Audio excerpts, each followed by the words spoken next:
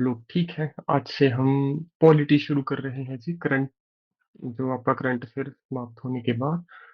और आज से हम पॉलिटी केवल प्रीलिम्स के पर्सपेक्टिव से पढ़ेंगे, इसको हम लॉ के पर्सपेक्टिव से नहीं करेंगे जी। मैं आपको पहले ही बता देता हूँ, प्रीलिम्स से पॉलिटी में क्वेश्चंस कैसे पूछे जाते हैं। उम्मीद करता हूँ आपको पता है कि प्रधानमंत्री, माफ कीजिए, राष्ट्रपति जी से जुड़े हुए आर्टिकल पूछ लेता है आपसे। DPSP, directive principle state policy. इसके अलावा फंडामेंटल राइट्स, फंडामेंटल ड्यूटीज आपसे पूछ लेता है, बेसिक बेसिक क्वेश्चन। तो यहाँ पे डायरेक्टली आपसे क्वेश्चन पूछता है, आर्टिकल पूछ लेता है जी आपसे कि प्रेसिडेंट के पास पार्डनिंग पावर किस आर्टिकल में है। उसके अलावा वाइस प्रेसिडेंट के पास पार्डनिंग पावर्स किस आर्टिकल में है।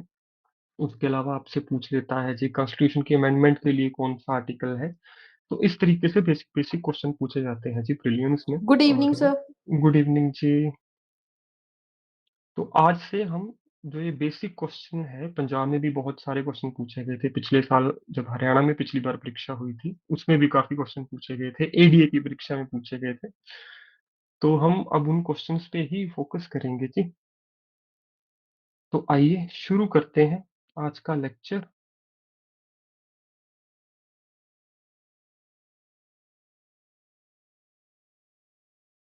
हाँ जी। तो शुरू करेंगे जी हम कॉन्स्टिट्यूएंट असेंबली से, क्योंकि हमारे जो कॉन्स्टिट्यूशन की हिस्ट्री है पहले हमें वो पता होनी चाहिए जी, कैसे इसके बनने की शुरुआत हुई। कॉन्स्टिट्यूशन खुद किसी एक आपका बेस्ड था गवर्नमेंट ऑफ इंडिया एक्ट पे 1935, जिसके अंडर आपका आरबीआई भी आता है। उसके अलावा रिफॉर्म्स भी हैं कुछ पहले, आपका मोरले मिंटो रिफॉर्म है आपका, आपको पता होना चाहिए। मॉडर्न हिस्ट्री में सारा करेंगे। आज मैं शुरुआत कर रहा हूँ जी आपकी 1946 से, कॉन्स्टिट्यूंट असेंबली से। तो आइए शुरू करते हैं जी। सबसे पहले आप लिखेंगे जी constituent assembly.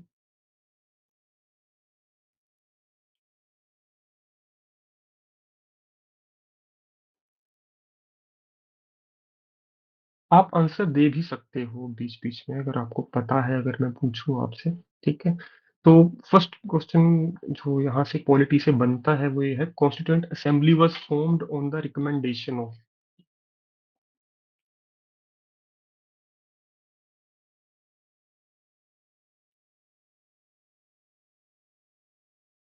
On the. M N Roy. नहीं जी, सर लिखिए। वो Jawaharlal cabinet Nehru. Mission, cabinet mission जी।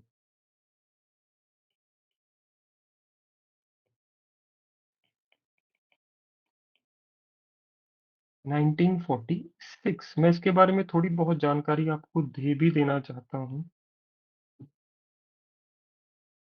कि 1945 में हमें क्लैरिफाई हो गया था कि हमें आज़ादी मिलेगी, इंडिपेंडेंस मिलेगी। तो कैबिनेट मिशन था जिसके अंडर शुरुआत हुई हमारी कॉन्स्टिट्यूएंट असेंबली की। कॉन्स्टिट्यूएंट असेंबली का काम था कॉन्स्टिट्यूशन बनाना। तो कॉन्स्टिट्यूएंट असेंबली की जो फर्स्ट मीटिंग होती है वो 1946 में ही 9 दिसंबर को होती है। मुझे नहीं लगता है आपसे क्वेश्चन पूछेगा, पर मैं लिखवा देता हूँ अगर आ जाए। इसकी फर्स्ट मीटिंग जो है,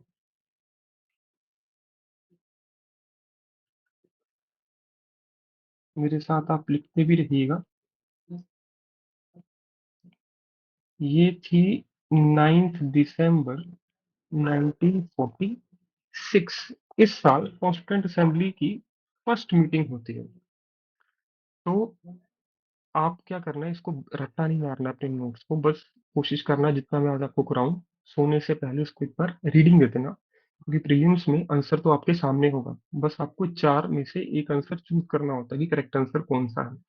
ठीक है। तो इंडिया में क्या है, जब पहली बार मान लो आज हमारी मीटिंग हो रही है, हम लोग कॉन्स्टिट्यूएंट असेंबली के मेंबर्स हैं, तो हमारी मीटिंग है, तो फर्स्ट डे तो हम वोटिंग करेंगे नहीं हमारा प्रेसिडेंट कौन बनेगा। तो फर्स्ट डे मीटिंग में रूल क्या था कि जो भी सबसे सीनियर मेंबर होगा, सीनियर मोस्ट मेंबर, वही कॉन्स्टिट्यूएंट असेंबली का प्रेसिडेंट बनेगा। तो इसके प्रेसिडेंट पे दो तरह से क्वेश्चन पूछा जा सकता है। फर्स्ट प्रेसिडेंट कौन थे कॉन्स्टिट्यूंट असेंबली के, दूसरा है इलेक्टेड प्रेसिडेंट कौन थे कॉन्स्टिट्यूंट असेंबली के। ये दोनों अलग अलग क्वेश्चन है, इसको जल्दबाजी में गलत मत करना। लिखिए, doctor Sachchidanand Sinha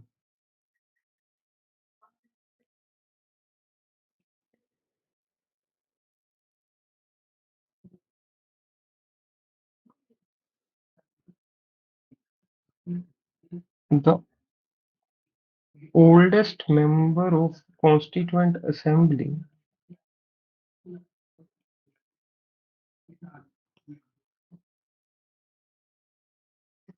was elected as temporary president।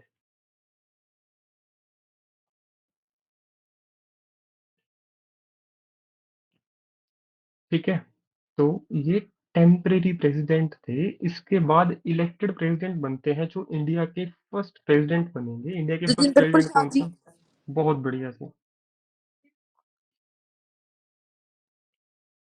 Doctor Rajendra Prasad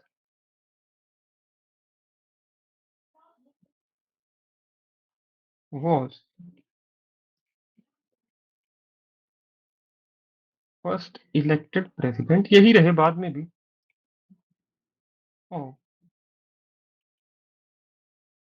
constituent assembly. ठीक है, तो डॉक्टर सच्चिदानंद सिन्हा बने थे जिसके फर्स्ट इलेक्टेड प्रेसिडेंट, ये आपको पता होगा। थर्ड क्वेश्चन बनता है जी, जो आपको हमारा प्रियम्बल है वो किसके बेस पे था, बताइए। जिनको पता है वो शेयर कर सकते हैं अपनी नॉलेज। लिखिए, पंडित जवाहरलाल नेहरू। तो फर्स्ट मीटिंग 9 दिसंबर को होती है, इसके एग्जैक्टली 4 दिन बाद 13 दिसंबर को Pandit Jawaharlal Nehru objective resolution move करते हैं कॉन्स्टिट्यूएंट असेंबली में, जो बाद में अडॉप्ट कर लिया जाता है, और यही प्रियम्बल है इंडियन कॉन्स्टिट्यूशन का। आपसे क्वेश्चन दो तीन तरीके से पूछा जा सकता है कि who moved historical objective resolution in the constituent assembly, that was Pandit Jawaharlal Nehru. Preamble is based on which of the following, that is objective resolution moved by Constituent Assembly। और जो सबसे हटके क्वेश्चन होगा, आज तक किसी भी जुडिशरी के एग्जाम में मुझे नहीं लगता पूछा गया है, पर 10th की एनसीईआरटी की बुक में है। किसने कहा था कि जो हमारा ट्राई कलर है उसमें तीनों कलर का साइज सेम होना चाहिए? Who was that person? ये मैं लिखवाऊंगा नहीं, बस बता रहा हूँ, एग्जाम में आपको याद आ जाएगा। दैट वाज आल्सो पंडित जवाहरलाल नेहरू। ठीक है, आपकी 10th की एनसीईआरटी की बुक में है। तो इस तरह का क्वेश्चन अगर हट के थोड़ा सा पूछ भी ले, तो ट्राई कलर के तीनों कलर्स का जो साइज है वो ट्राई कलर में सेम रहना चाहिए, ये भी आइडिया पंडित जवाहरलाल नेहरू का ही था। ठीक है, तो आगे लिखिए जी। ऑन 13 दिसंबर, डेट मैटर नहीं करती, मैं फिर से कह रहा हूँ, अगर आप 9 दिसंबर याद कर लो तो 4 दिन बाद ऑब्जेक्टिव रेजोल्यूशन, तब भी आपको आसानी रहेगी। पंडित जवाहरलाल नेहरू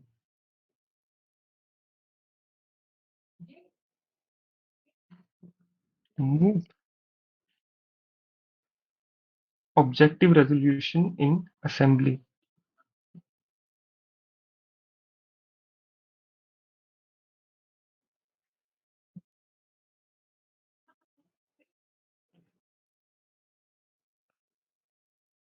असेंबली, ठीक है जी।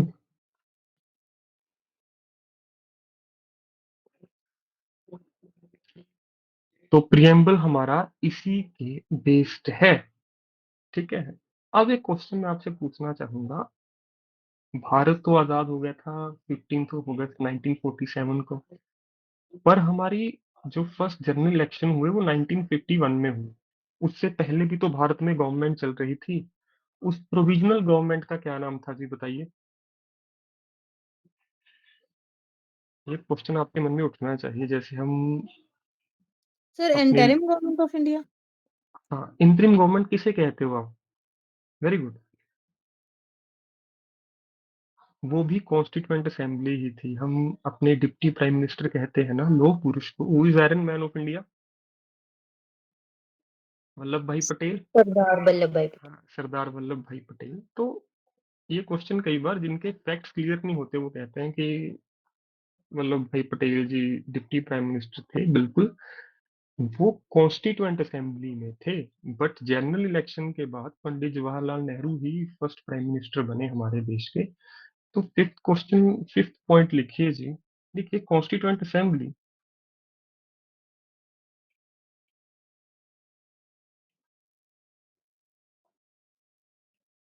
was acting as Constituent Assembly was acting as provisional government, the provisional parliament of India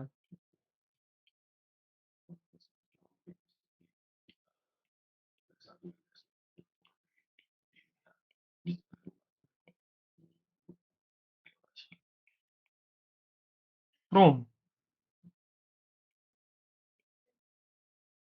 26 जन 1950, क्योंकि इस दिन हमारा कॉन्स्टिट्यूशन इनेक्ट हो गया था फुली। ठीक है, अडॉप्ट तो हमने 26 नवंबर को किया था, पर इस दिन के बाद कॉन्स्टिट्यूंट असेंबली ही प्रोविजनली गवर्नमेंट के नाते एक्ट कर रही है। ठीक है, acting provisional government from to first general election.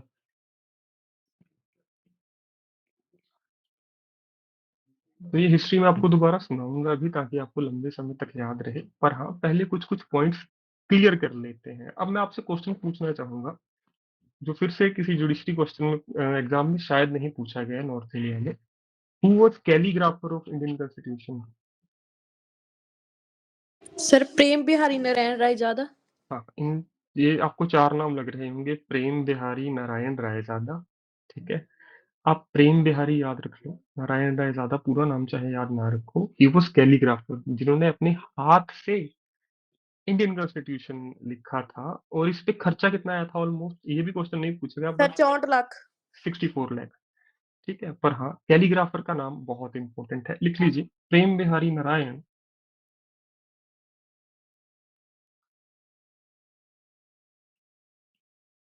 Raizada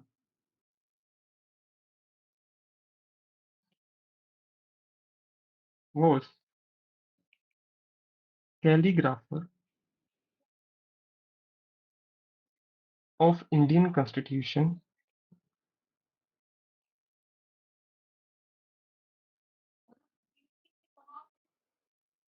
and इन्होंने इटैलिक स्टाइल में लिखा था इसको। ठीक है, इंडियन कॉन्स्टिट्यूशन को। उसके अलावा क्या क्या होता है कॉन्स्टिट्यूशन की हिस्ट्री में, जो हमारी प्रोविजनल गवर्नमेंट है वही रेटिफाई करती है, हम कॉमनवेल्थ के मेंबर हैं, ये मैंने आपको पहले भी लिखाया। तो constituent assembly ratified the India's membership of commonwealth nation in which year? 1948। No sir. 1949। 1949, 48 में सर क्या हुआ था आपको याद होना चाहिए। अगर आपको 48 याद हुआ तो मतलब आपने किसी गलत इंफॉर्मेशन से उसको याद किया। बताइए कोई स्टूडेंट।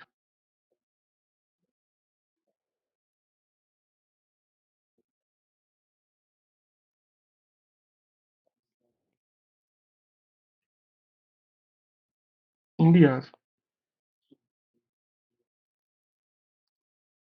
मेंबरशिप ऑफ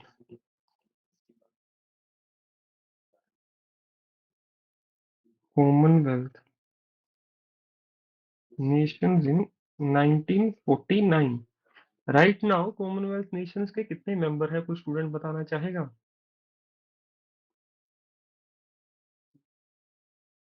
ये भी पूछ सकता है आपसे।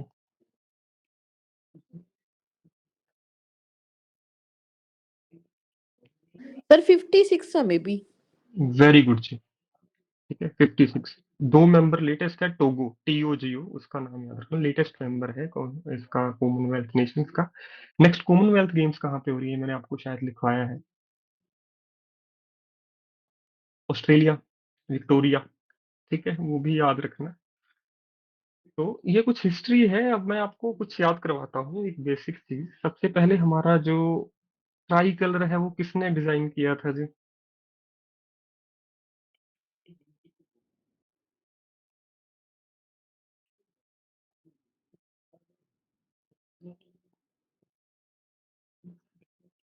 नाम लिख लीजिए, पिंगली वेंकैया। ये कुछ फैक्ट्स हैं जिसे हमें याद करना पड़ेगा। And India adopted it's national flag, तुक्का मत रट्टा मत मारना, मैं ऐसे ही याद करवा दूंगा। 22 जुलाई। कैसे याद रखना है? मान लो कॉन्स्टिट्यूंट असेंबली को पता है अगले महीने हमें आज़ादी मिलने वाली है, तो हर आज़ाद देश को अपना झंडा चाहिए होता है। तो ये ऐसे फोटो खिंचवा रहे होंगे ट्राई कलर के नीचे। ये कौन सी डेट बनती है? 22। तिरंगे के नीचे एक महीना पहले तो 22 जुलाई 1947। ठीक है, ऐसे याद कर लो। तो किसी ना किसी फैक्ट के साथ या किसी स्टोरी के साथ जोड़ लो तो भूलेंगे नहीं आप। मुझे लगता है आप अब भूलोगे नहीं, आपको ये चीज याद आ जाएगी कि कॉन्स्टिट्यूंट असेंबली सारी तिरंगे के नीचे खड़ी हुई है, आजादी मिलने को भी महीना बाकी है, और ये कह रहे हैं आज हमने नेशनल फ्लैग अडॉप्ट कर लिया, तो दैट इज 22 विक्ट्री बना रहे हैं जुलाई, एक महीने पहले। ठीक है, उसके बाद तो आजादी तक तो ये चाहिए था हमें कि हर आजाद देश के पास अपना एक फ्लैग होना चाहिए। पर जब हम कॉन्स्टिट्यूशन फुली एनफोर्स करेंगे, तो कॉन्स्टिट्यूशन हमें दो चीजें इंपॉर्टेंट बताता है। सबसे पहले तो जी एक नेशनल एंथम होना चाहिए, नेशनल सॉन्ग भी। दूसरा, हमारे पास क्या होना चाहिए जी? President, according to the Indian Constitution. तो आपसे पूछ सकता है कि इंडिया ने नेशनल एंथम और नेशनल सॉन्ग कब अडॉप्ट करा? 2 दिन पहले, जब कॉन्स्टिट्यूशन फुली एनफोर्स हुआ। तो सर बताइए। 24 जनवरी 1950 ਨੂੰ ਕਰਿਆ ਸੀਗਾ। बिल्कुल जी, मैंने इंडिया ही लिखा है, आप कॉन्स्टिट्यूंट असेंबली भी लिख सकते हो यहाँ पे। India adopted the national anthem,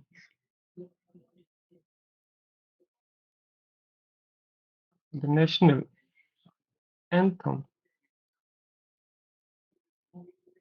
and national song on 24 January 1950।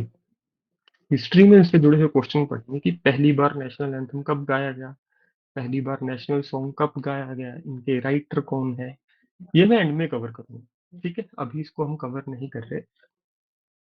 10th question है जो पूछे जाने की संभावना है कि यूनियन पावर कमेटी जो थी आजादी के टाइम पे, इंडिपेंडेंस के टाइम पे, उसके चेयरमैन कौन थे, और प्रोविंशियल कॉन्स्टिट्यूशन कमेटी के चेयरमैन कौन थे। तो यूनियन पावर कमेटी के चेयरमैन कौन होने चाहिए जी? जवाहरलाल नेहरू। बिल्कुल जी, क्योंकि ये प्राइम मिनिस्टर थे।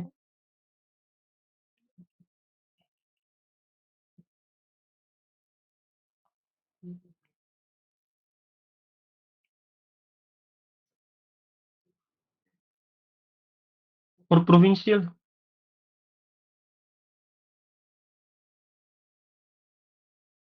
किस इंसान ने ज्यादा से ज्यादा वल्लभ भाई प्रोविंसेस पटेल। को, हाँ, इंडिया में जोड़ा था? दैट वाज वल्लभ भाई पटेल।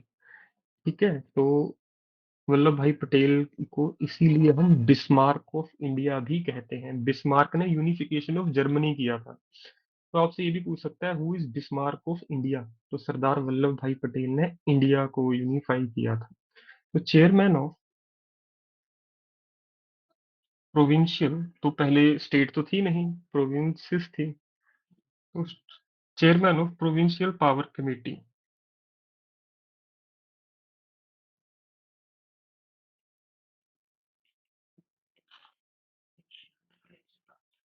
ये दो नाम आपको पता होने चाहिए जी।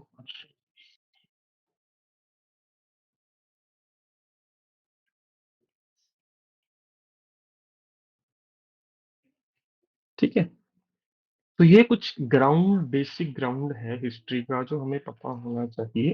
अब कॉन्स्टिट्यूंट असेंबली के कौन लेके आया था ये मैं आपको बाद में करवाऊंगा, हिस्ट्री में सारा कवर हो जाएगा। हिस्ट्री यहाँ पर आके खत्म हो जाएगी हमारी जब हम हिस्ट्री करेंगे 2-3 दिन में। तो कॉन्स्टिट्यूंट असेंबली रिकमेंडेशन थी कैबिनेट मिशन की।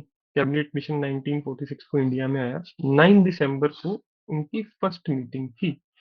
4 दिन बाद ही Pandit Jawaharlal Nehru historical objective resolution लेके आते हैं, जो प्रिएम्बल बनता है।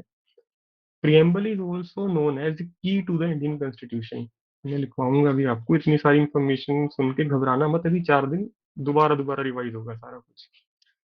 तो पहली मीटिंग में डॉक्टर सच्चिदानंद सिन्हा इसके फर्स्ट प्रेसिडेंट बनते हैं, क्योंकि ओल्डेस्ट मेंबर हैं, फर्स्ट डे इलेक्शन हो नहीं सकते। पर जब इलेक्शन की बारी आई, इलेक्ट करने की बारी आई, तो बनते हैं डॉक्टर राजेंद्र प्रसाद। तो डॉक्टर राजेंद्र प्रसाद ही इंडिपेंडेंट इंडिया के फर्स्ट प्रेसिडेंट थे जी। कॉन्स्टिट्यूंट असेंबली ही प्रोविंशियल गवर्नमेंट थी बिफोर फर्स्ट जनरल इलेक्शन। और कॉन्स्टिट्यूशन को लिखने की ड्यूटी दी गई थी प्रेम बिहारी नारायण रायजादा को। इतना बड़ा नाम याद नहीं होता, प्रेम बिहारी याद कर लो, ठीक है। उसके बाद कॉन्स्टिट्यूंट असेंबली ने कॉमनवेल्थ नेशंस की मेंबरशिप को रेटिफाई किया 1949 में। तो नाटो कब आया बताओ? कोई स्टूडेंट? मैंने लिखवाया है आपको, नाटो कब फॉर्म हुआ, जुड़ा हुआ है इससे क्वेश्चन वो भी। तो वो सारे लिंक्स अब आप जोड़ सकते हो पॉलिटी में आके। कुछ स्टूडेंट बताना चाहेगा जी? तो कॉमनवेल्थ नेशंस कितनी है? 1949। क्यों जरूरत पड़ी होगी? क्योंकि उस समय हमारे ऊपर प्रेशर था, या तो नाटो ज्वाइन करो या आप चले जाओ यूएसएसआर के पास। तो हम नॉन अलाइनमेंट मूवमेंट भी इंडिया स्टार्ट करता है, प्लस हम कॉमनवेल्थ नेशंस के मेंबर बन जाते हैं उसी साल। ट्राई कलर के जो आप कह सकते हो डिजाइनर है, जिन्होंने डिजाइन किया, वो थे पिंगली वेंकैया। और इसको अडॉप्ट किया गया था 22 जुलाई 1947। हिस्ट्री से जुड़े कुछ फैक्ट्स बता देता हूँ आपको, लिखना मत, अभी सुन लो बस। 1930 में कांग्रेस का एक सेशन होता है, आपको पता होगा, जिसमें फर्स्ट टाइम ट्राई कलर को अनफ्लर किया गया था रावी रिवर के बैंक पे। तो कई बार ये भी पूछता है कि फर्स्ट टाइम जब ट्राई कलर अनफ्लर किया गया था तो किस रिवर के बैंक पे किया गया था? It was Punjab, Ravi reverse bank. ठीक है, वहां पे भी आपकी मीटिंग चल रही थी कांग्रेस की। वो सेशन हम हिस्ट्री में दोबारा कवर करेंगे। तो इंडिया ने नेशनल एंथम, नेशनल सॉन्ग दोनों, आप देखो चीजें ऐसे ही होती हैं। आपके घर पे शादी हो ना, शादी से 2 दिन पहले कई चीजें याद आती हैं, शादी से 1 महीना पहले कई चीजें याद आ जाती हैं। तो इंडिया भी एक घर ही है। मान लो इंडिया आजाद होने वाला है, तो एक बहुत बड़ा इवेंट है। 2 दिन पहले हम क्या इंपॉर्टेंट काम करते हैं? एक तो प्रेसिडेंट को अपॉइंट भी 24 जनवरी को ही किया गया था। लिख लो, ये भी साथ में लिख लो। President of India was appointed on same day.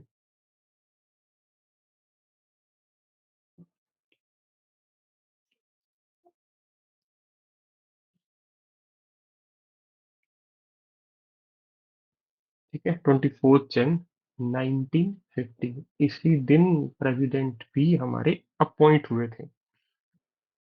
तो ये है इसका हिस्टोरिकल बैकग्राउंड, कॉन्स्टिट्यूशन शुरू करने से पहले जो हमें पता होना चाहिए, बेसिक बेसिक। अब है कुछ बेसिक फीचर जो आपको पता है, मैं लिखवाऊंगा नहीं कि ये लॉन्गेस्ट रिटन कॉन्स्टिट्यूशन है वर्ल्ड का। दोनों फीचर है, रिजिड भी है, फ्लेक्सिबल भी है। ठीक है, और इसीलिए हम इसको काजी एक टर्म देते हैं, जिसमें दोनों आपकी क्वालिटीज हो। उसके अलावा इंडियन कॉन्स्टिट्यूशन के साथ एक मिनी कॉन्स्टिट्यूशन भी जुड़ा हुआ है, जिसको हम अमेंडमेंट्स में जाके पढ़ेंगे, 42nd अमेंडमेंट। ठीक है, और ये तो है फॉर्मली।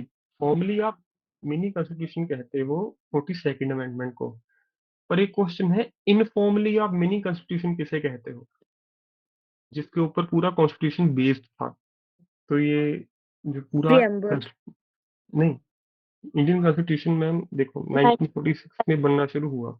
उससे पहले इंडिया में किस आप दस्तावेज के ऊपर अब तक रूल कर रहे थे, उसका क्या नाम है? बिल्कुल, sir government of India act very 1930। Good. तो इनफॉर्मली मिनी कॉन्स्टिट्यूशन आप गवर्नमेंट ऑफ इंडिया 1935 को कहते हो। ठीक है, तो आइए अब शुरू करते हैं कुछ इंपॉर्टेंट पॉइंट्स से। सबसे पहले दिखवाना चाहूंगा आपको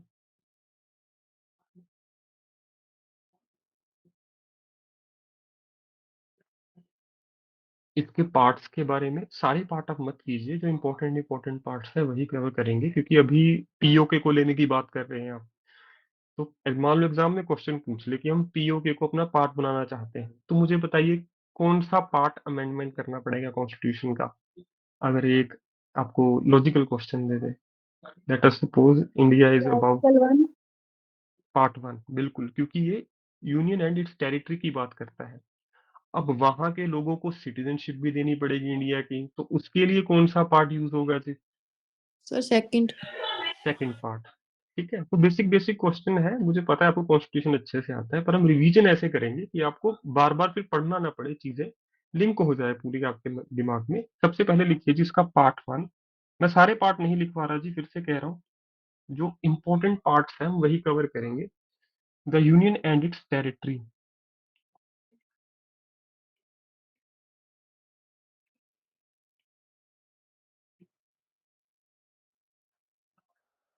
जिसमें आपके आर्टिकल, ये आर्टिकल हम एक पूरा लेक्चर देंगे 1.5 घंटे का, उसमें केवल और केवल आर्टिकल ही करेंगे। इसमें आपके आर्टिकल हैं 1 to 4। ठीक है, पार्ट से भी क्वेश्चन पूछ सकता है, और जो हम करेंगे उसी में से आएगा, डोंट वरी, उससे बाहर क्वेश्चन नहीं पूछेगा वो। पार्ट टू है जी, आपको पता है, वेरी गुड, सिटीजनशिप।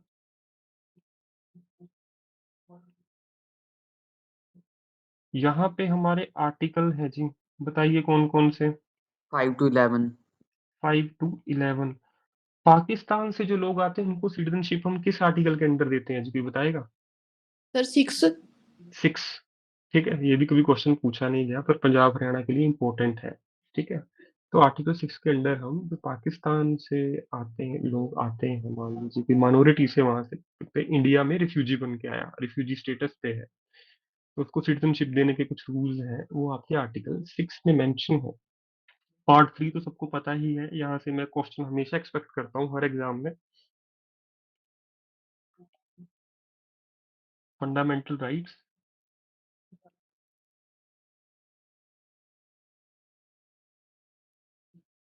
पार्ट 4 किससे जुड़ा हुआ है जी, पता ही है आपको, DPSP, directive principles of state policy. मुझे ये बताइए डीपीएसपी हम किस कंट्री से लेके आए, ये क्वेश्चन इंपॉर्टेंट है। आयरलैंड। आयरलैंड, हाँ, इरिश इरिश कॉन्स्टिट्यूशन से लिया है, शाबाश। फंडामेंटल इसके आर्टिकल है, अब मैं आर्टिकल बार बार नहीं लिखूंगा, 12 to 35। ये है जी डीपीएसपी 36 to 51। उसके बाद है जी जो अमेंडमेंट के बाद चीज जुड़ी है, पार्ट 4A, फंडामेंटल ड्यूटीज। ये बता दो किस कंट्री से लेके आए हैं? Sir Russia. वेरी गुड, कौन सी कमेटी थी जी इसमें?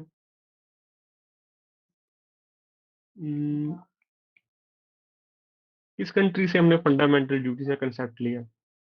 बड़ा आसान आंसर है, कोई बताओ, शाबाश। वन सिंह कमेटी, कंट्री जी, बहुत बढ़िया। यूएसएसआर। USSR, Russia. ठीक है, मॉडर्न टाइम में हम इसको रशिया कहते हैं, यूएसएसआर। ठीक। सिक्स था ये जी, पार्ट 5, जिसके इलेक्शन होने जा रहे हैं। द यूनियन गवर्नमेंट, इसमें आपके प्रेसिडेंट आ जाएंगे, ठीक है, वाइस प्रेसिडेंट आ जाएंगे, सुप्रीम कोर्ट भी हम इसी में कवर कर लेंगे जी। तो इसके आर्टिकल हैं 52 से 151। ठीक है, पार्ट 6 में कौन होगा जी फिर? स्टेट। स्टेट। और आर्टिकल्स में आपको कैसे करवाऊंगा, सारे आर्टिकल याद नहीं करने आपको, यूनियन के याद हो गए ना, तो उसमें 89 जोड़ दो। दो नंबर है जोड़ने से, हमेशा 89 नहीं जुड़ेगा, पर हाँ मैक्सिमम में 89 जोड़ो, आप स्टेट में लैंड कर जाओगे। जैसे pardoning power of president, article 72, मुझे लगता है आपको पता है, नहीं पता तो करेंगे आगे चल के, उसमें 89 जोड़ दो, आप सर वाइस प्रेसिडेंट की पार्डनिंग पावर पे आ 161। जाओगे। बिल्कुल। ठीक है, तो पार्ट 6 है जी, स्टेट गवर्नमेंट।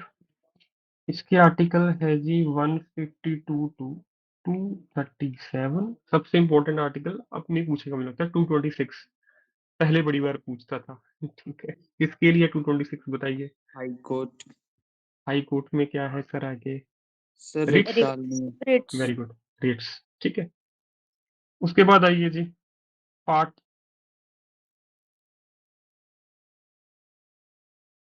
8 पार्ट 7 अब है नहीं, पता है ना आपको?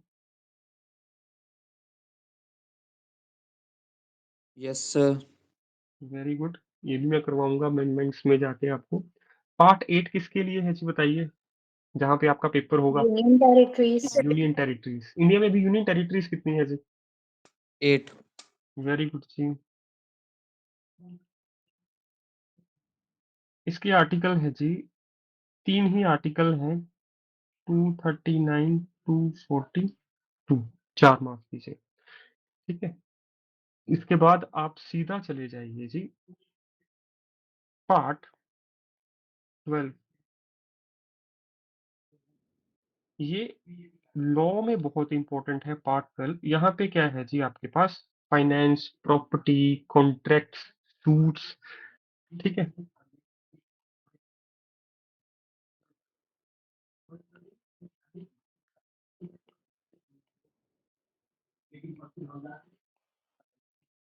ये सब इसमें आ जाएंगे जी आपके पार्ट 12 में। अब इसमें एक आर्टिकल इम्पोर्टेंट है, 300 है, आपको पता होगा क्यों इम्पोर्टेंट है। मुझे लगता नहीं इस बार पूछेगा, वो पहले पूछा गया है हरियाणा में प्रीलिम्स में। 300 ए क्या है जी? Right to property, suits and proceedings. Suits and proceedings. मैं पूछ रहा हूँ सर, 300 है sir right to property. Right to property sir. Right to property property. Sir. पहले कौन सा आर्टिकल था जी ये? सर 30। Very good. नहीं 32 नहीं, 32 तो है आपका article sir 8 19 and. Law that. Very good. ठीक है, तो जो स्टूडेंट्स अभी थोड़ा, मुझे लगता है कुछ स्टूडेंट्स इरिटेट भी हो रहे होंगे कि सर आप पढ़ाओ, बाकी क्यों बोल रहे हैं, तो निश्चिंत रहिए।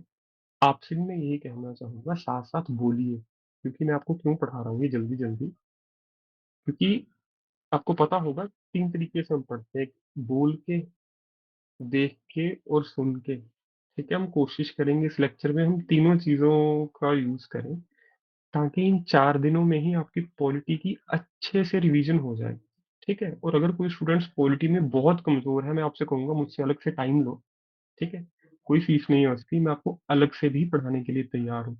पर हमारा मोटिव है क्लियर करना, ठीक है, पॉलिटी के हर कंसेप्ट क्लियर करना। उसके बाद 10th आइए जी। 10th है आपका पार्ट, पार्ट 15, जो इस टर्म टाइम बहुत इंपॉर्टेंट है। आपको पता होगा कि इलेक्टोरल बॉन्ड आज सुप्रीम कोर्ट की जजमेंट आ गई। हाँ जी। तो मैं आजकल देख रहा हूँ जो हम करंट अफेयर में पढ़ते हैं उस पे कुछ ना कुछ हो ही जाता है। जैसे हमने 2 दिन पहले पढ़ा था वो नेवी वाले ऑफिसर्स, 3 दिन पहले, तो 2 दिन पहले उनको छोड़ दिया गया। 2 दिन पहले हमने पढ़ा था ये इलेक्टोरल बॉन्ड्स, मैंने करवाया था कल, और आज आपको उसकी जजमेंट आ गई। ठीक है, तो मुझे लगता है अभी अभी कल कुछ कॉन्स्टिट्यूशन से जुड़ी हुई भी इंपॉर्टेंट न्यूज ना आ जाए। तो पार्ट 15 किससे जुड़ा हुआ है जी बताइए? इलेक्शंस। वेरी गुड जी।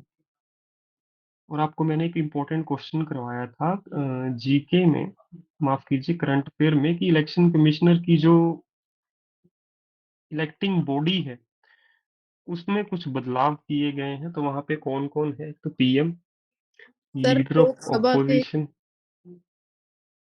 वेरी वेरी गुड, बताइए। CGI. Speaker of Lok Sabha sir एक तो सी। वेरी गुड, एक इंसान रह गया, सीजीआई। सर एक अपोजिशन दा लीडर सी ते एक शायद very good, chairman of Rajya Sabha. CGI. नहीं नहीं नहीं, सीजीआई मैम, राज्यसभा से कोई नहीं है वहां पे, तो वो करके सर जाना है। वहां पे क्वेश्चन कैसे पूछेगा, विच of the following is not a member of electing body और इलेक्शन कमिश्नर। ठीक है, तो विच इज नोट है वहां पे राज्यसभा वाला दे देगा, जैसे आपने बोला ना, तो आपका दिमाग पेपर में भी शायद कहेगा राज्यसभा ठीक है, तो वो ध्यान रखना उस चीज का। आगे आइए जी, पार्ट 17 सबको पता है मुझे लगता है, ये जुड़ा हुआ है जी लैंग्वेजेस से।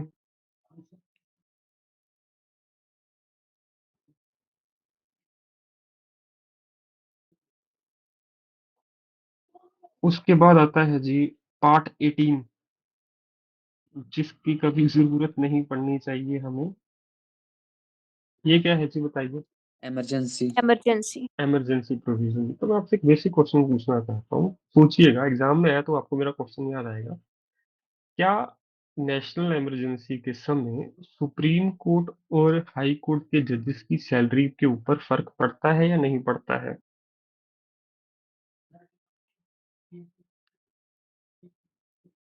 सोच के बताओ, कोई चिंता नहीं। नो क्या यस? पढ़ सकता है मैम, यस सर पढ़ता जी है फंड शेड्यूल्स ਸਾਡੇ होते हैं। ਅੰਦਰ ਹੋਣਗੇ ਤਾਂ पढ़ सकता है जी, बिल्कुल इनकी सैलरी पे भी इफेक्ट पड़ सकता है, ठीक है, पर जरूरत पड़े तो। ओके, क्योंकि यूपीएससी में क्वेश्चन पूछा गया था प्रीवियस ईयर में कि which of the following is wrong, वहां पे ये रोंग था ऑप्शन कि during financial emergency salary of जजेस from Supreme court and high Court will not affect, ये गलत है, इट विल अफेक्ट अगर जरूरत पड़े तो, ठीक है। और last and most important part 20, amendment, amendment of the constitution.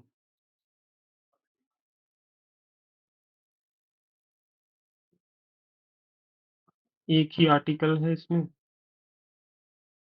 368, और मेरी दुआ है आप कभी इस लेवल पे पहुंच जाओ, आपको इसको यूज करने की जरूरत पड़े अच्छे के लिए, ठीक है, किसी अच्छे काम के लिए आप इसको यूज करो, बहुत अच्छी बात है जी। तो ये तो हो गए हमारे parts, important important.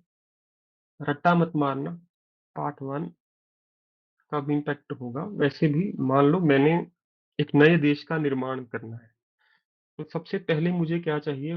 Most important एक प्लेस, लैंड, जहाँ पे मैं देश बसाऊंगा, तो पार्ट वन उसी के लिए है।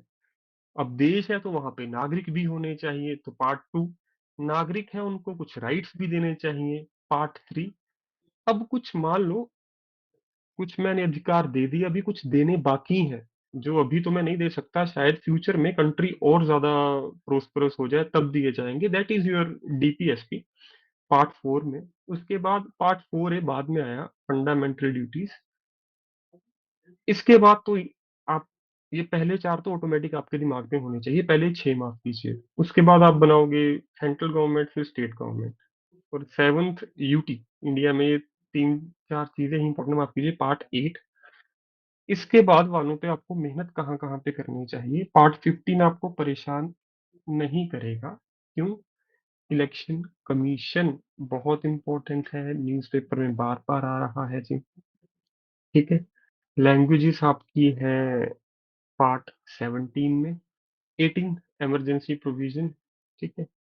और उसके बाद 20th लास्ट जो हमें करना है, पार्ट इससे ज्यादा है, कितने पार्ट है जी टोटल बताइए? सर 22 22, बिल्कुल, बहुत बढ़िया से, ठीक है। तो ये अगर बेसिक बेसिक आपको याद है, आपको ज्यादा प्रॉब्लम नहीं होगी। अब आते हैं शेड्यूल्स पे। शेड्यूल पे भी क्वेश्चन पूछ सकता है, क्योंकि 2026 में आपको पता होगा लोकसभा की सीट्स बढ़ने जा रही हैं, पता है सबको?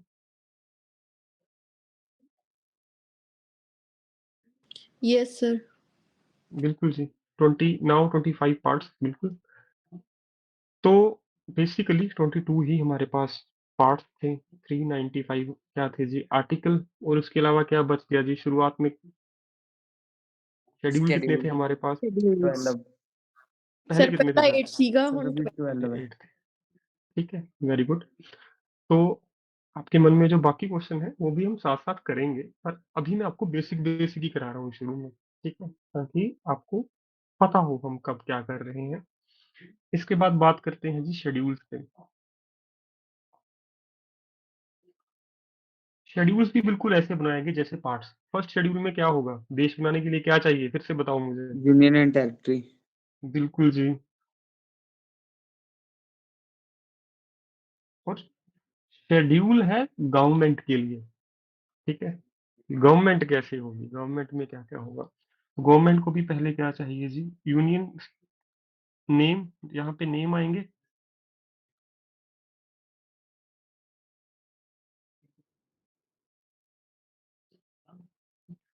Plus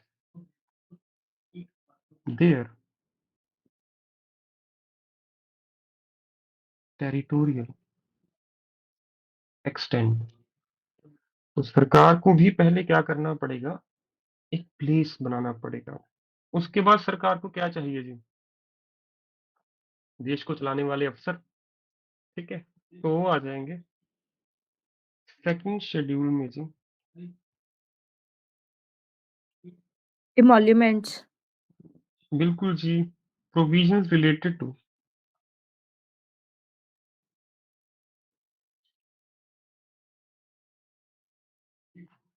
emoluments, allowances, privileges, etc. पर यहाँ पे सारी कॉन्स्टिट्यूशनल वैकेंसी ही है, जिनके नाम जैसे पीएम क्या कॉन्स्टिट्यूशनल पोस्ट है? No. Very good. Supreme court या हाई कोर्ट के जज, Yes, sir.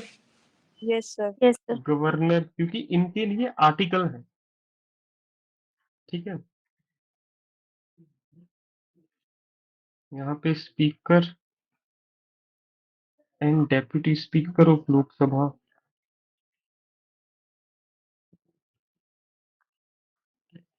Plus chairman and deputy chairman of Rajya Sabha. तो बहुत है, मैं इतना नहीं लिख पाऊंगा, पर हाँ, जिन जिन के लिए आर्टिकल्स हैं कॉन्स्टिट्यूशन में उनकी बात हो रही है यहाँ पे, ये याद रखिएगा। सीएम यहाँ पे नहीं आते।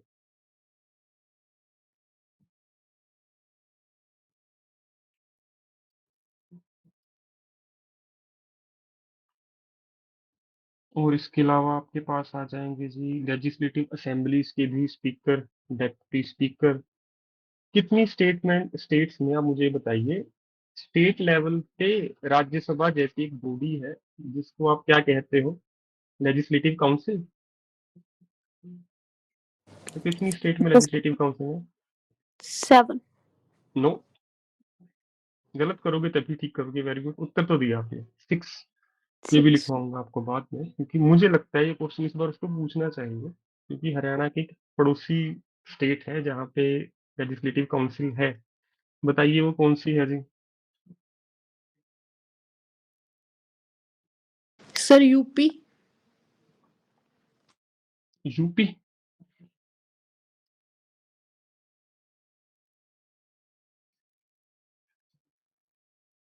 बिल्कुल जी। यहाँ पे लेजिस्लेटिव असेंबली एंड लेजिस्लेटिव इकट्ठे लिख रहा हूँ, काउंसिल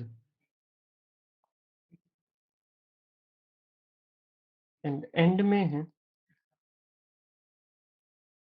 जजेस ऑफ एससी एंड एचसी। इसको रट्टा मत मारना, मैं फिर से कह रहा हूँ, ये थे नोट्स आपको बड़े लगेंगे। ऑटोमेटिक है, मैं आपको एक कीवर्ड दे रहा हूँ ना, कि जिन जिन के लिए आर्टिकल है कॉन्स्टिट्यूशन में उनकी ही बात हो रही है। अब मान लो वैकेंसी निकाल दी सरकार ने इन लोगों के लिए कि हम लोगों ने सरकार चलानी है, ये इलेक्ट भी हो गए, इसके बाद सबसे इंपॉर्टेंट स्टेप, थर्ड स्टेप क्या होना चाहिए जी? Oath and affirmation. Very good जी। थर्ड शेड्यूल में आएगी जी ओथ एंड अफर्मेशन।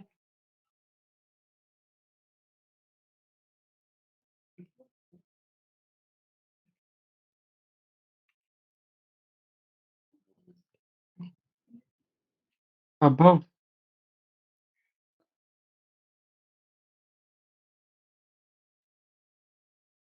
डेजिग्नेशन, ऊपर जितने भी दिए गए हैं इनकी ओथ अफर्मेशन क्या क्या होगी, ये है जी। उसके बाद आइए जी फोर्थ शेड्यूल में, जो राइट नाउ मोस्ट इम्पोर्टेंट है, ये हमेशा न्यूज में रहता है अभी। Sir, allocation of Allocation of seats in Rajya Sabha. Very good जी। Allocation of Rajya Sabha seats, Rajya Sabha seats किस बेसिस पे दी जाती है मुझे ये बताइए।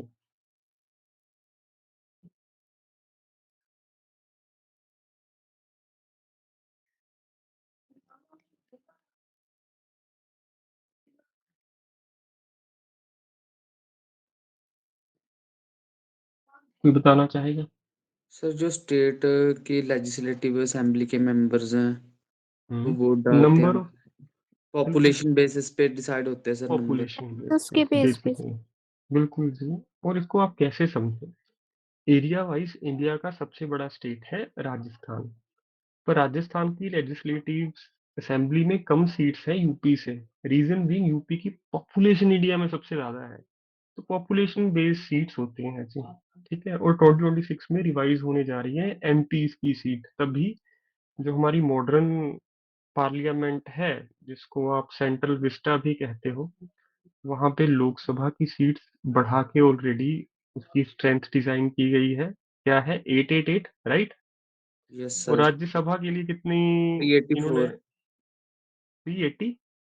384। मतलब फ्यूचर में नंबर ऑफ सीट्स बढ़ने वाले हैं। इसीलिए ये क्वेश्चन इस साल इम्पोर्टेंट हो जाता है जुडिशरी के लिए। उसके बाद आइए जी fifth schedule.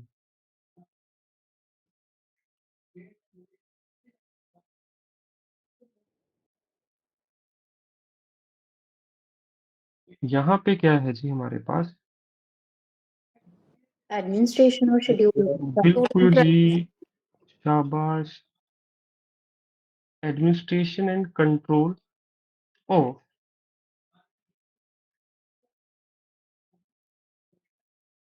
Schedule areas and scheduled tribes.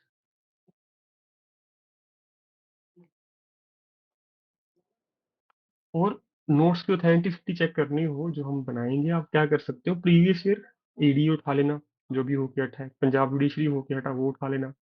आप इसके पहले हरियाणा जुडिशरी भी हुआ था वो उठा लेना। 80 to 90% क्वेश्चन ये नोट्स में कवर हो जाएंगे। ठीक है, हाँ जी, हाँ जी हर्षिता जी, यूट्यूब पे आपको ये लेक्चर मिलेगा। ठीक है, तो मैं फिर से कह रहा हूँ, लॉ के पर्सपेक्टिव से नहीं पढ़ा रहा मैं आपको कॉन्स्टिट्यूशन, मैं पढ़ा रहा हूँ प्रीलिम्स के पर्सपेक्टिव से। ठीक है, तो ये ज्यादा मुश्किल नहीं है, तो इससे डरना भी नहीं है आपको। उस नोट्स को देख लेना सोने से पहले आज, फिर आपका आधा काम आज ही खत्म हो जाएगा। सिक्स्थ लिखिए जी, सिक्स्थ शेड्यूल।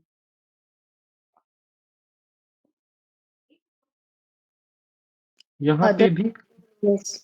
हाँ जी, हाँ जी, साथ में काल्या त्रिपुरा ते मजो administration of tribal areas of north eastern state.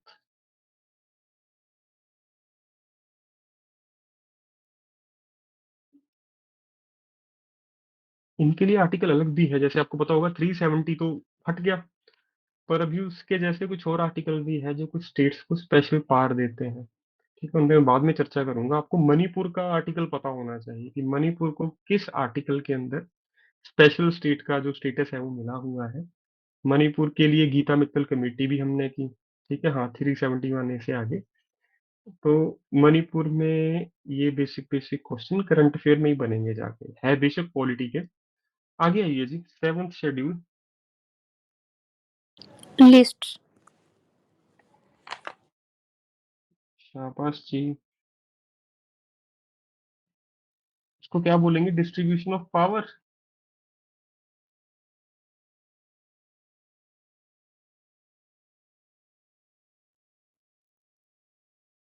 Among union states and concurrent list. बाद में भी लिखवाऊंगा आपको। ये आइडिया हमारे पास कहाँ से आया डिस्ट्रीब्यूशन ऑफ पावर का?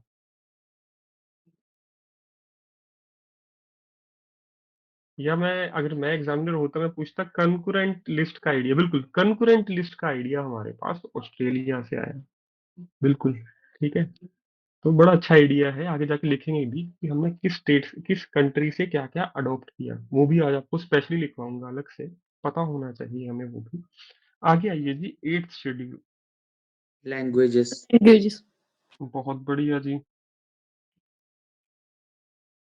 लास्ट टाइम कब लैंग्वेजेस ऐड की गई थी जी?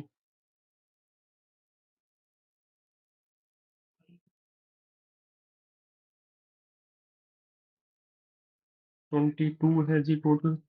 या लेटेस्ट लैंग्वेज बताओ मुझे कौन सी है इसमें? चार है, बोडो, डोगरी, मैथिली, संथल डोगरी मैथिली सैंथली और संथल। कॉन्स्टिट्यूशन लेटेस्ट किस लैंग्वेज में पब्लिश किया गया? ये मैंने करंट अफेयर में लिखवाया था। सर डोगरी डोगरी। शाबाश शाबाश निताशा जी, आपका आंसर भी बिल्कुल ठीक है। तो कोशिश करूंगा करंट अफेयर भी इससे जोड़ूं जितने भी आपको करवाया, ताकि रिवाइज हो जाए आज। तो टोटल लैंग्वेजेस 22 है, ओरिजिनली 14 थी। ठीक है, उसमें पंजाबी भी ओरिजिनल में ही थी। ठीक है, तो ये अमेंडमेंट कब हुई ये भी मैं आपको लिखवाऊंगा आगे चल के अमेंडमेंट्स में। अब यहाँ तक तो सब बेसिक था कि जब ओरिजिनली 8 शेड्यूल थे। अब ध्यान से सुनिएगा, रट्टा मत मारिएगा। 9th शेड्यूल कुछ नहीं है, फर्स्ट अमेंडमेंट ही है। ठीक है, तो फर्स्ट अमेंडमेंट को ही 9th शेड्यूल का नाम दिया गया। तो इसमें था क्या, validation of certain acts and regulation. Parliament अब से जो लॉ बनाएगी, 1951 में आया था ये आपका फर्स्ट 9th शेड्यूल, कि पार्लियामेंट अब से जो लॉ बनाएगी वो पूरी इंडिया में वैलिड होगा। ठीक है, तो पार्लियामेंट की जब पहली मीटिंग हुई होगी ना, मुझे लगता है तब इन्होंने 9th शेड्यूल बनाया कि सब कुछ तो कॉन्स्टिट्यूशन कवर कर रहा था, पर एक चीज जो उनको लगी मिसिंग है वो थी 9th शेड्यूल। तो लिखिए,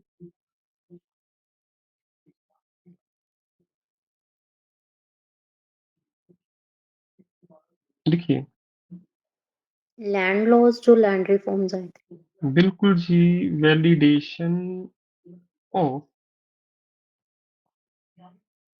सर्टेन एक्ट्स एंड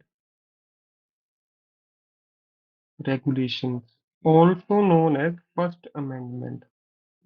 ये भी क्वेश्चन पूछ सकता है, which of the following is known as first amendment. ठीक है, तो उसमें दे देगा 8th 9th 10th 11th। तो 9th शेड्यूल है जी हमारा।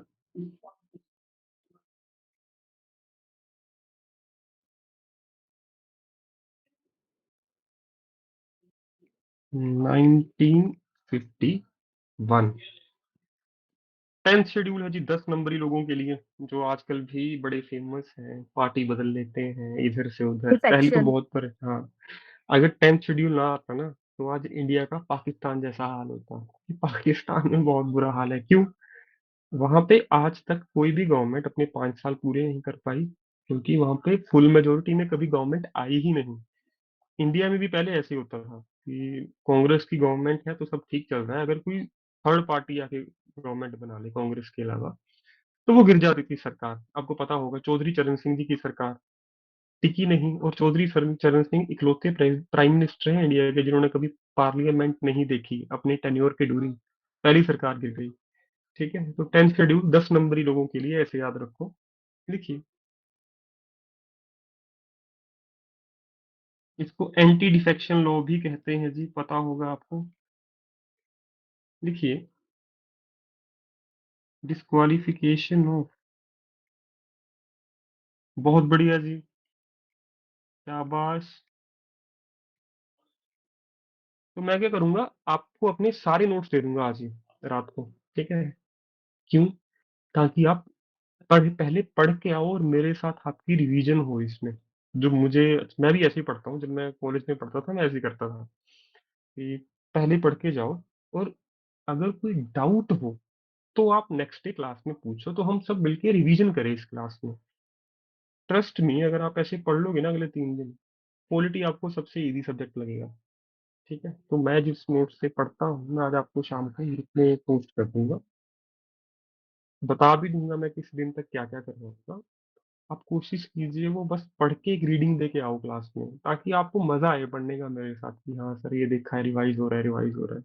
ये ना हो कि सर पहली बार सुना है 10th शेड्यूल क्या होता है। ठीक है, तो डिस्क्वालिफिकेशन ऑफ, देखिए, disqualification of the parliament members and state legislature. इसको भी आप बाईपास कर सकते हो, कैसे बताओ?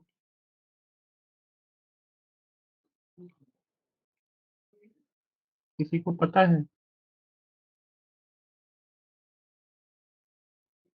बताता हूँ। मान लो मैं कांग्रेस का एमपी हूँ आज पंजाब में, अमित शाह जी आए। अमित शाह जी ने मुझे प्रपोजल दिया कि आपको बहुत बड़ा फायदा होगा। अब ऐसा कुछ नहीं बोलूंगा, उल्टा सीधा यूट्यूब पे जाएगी वीडियो कि हाँ, 1/3, कि आप हमारी पार्टी में आ जाओ, हमें समर्थन दे दो, तो हमारी सरकार बनवा दो। तो अगर तो मैं अकेला जाऊंगा तो मैं मूर्ख हूँ, डिस्क्वालीफाई हो जाऊंगा।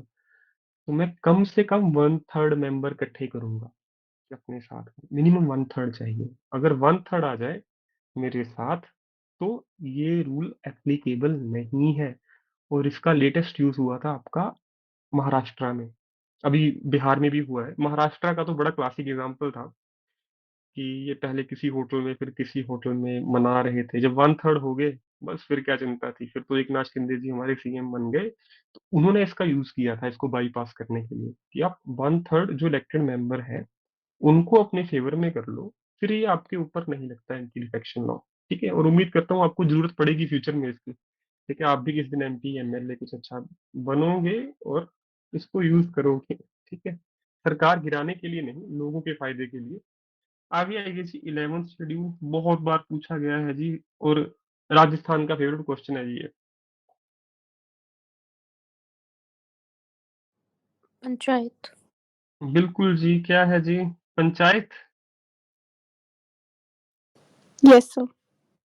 शाबाश, पंचायती राज कितने मैटर है इसमें, ये क्वेश्चन प्रीलियम से पूछना बनता है उनका, कभी नहीं पूछा गया ये। It has 29। 29 मैटर्स। ठीक है, अब इसकी अमेंडमेंट मैं बाद में भी लिखवा सकता हूँ, पता है आप सबको कौन सी अमेंडमेंट है जी? 73rd 1992। और मेरे पैदा होते लागू हुआ था ये, आई एम लकी।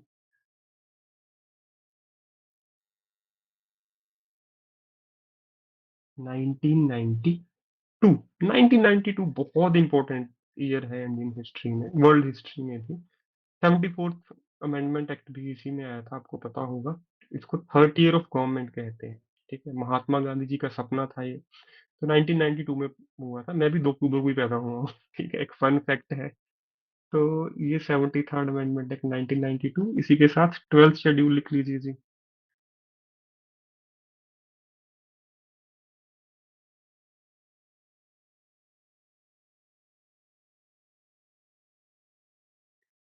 ट्वेल्थ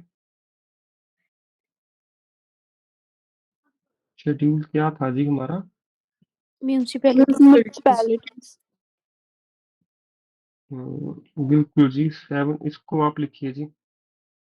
अगर मैं ऊपर वाले को रूरल बॉडीज कहूँ तो इसको अर्बन बॉडी भी कह सकते हैं। ठीक है, तो ऊपर वाला रूरल है, पंचायत गांव में है। ये अर्बन बॉडीज है, जैसे आपका म्यूनिसिपल कॉर्पोरेशन हो गया, लोकल बॉडीज हो गया, ये सारी 12th शेड्यूल में है अर्बन एरिया के लिए। लिख लीजिए म्यूनिसिपैलिटी।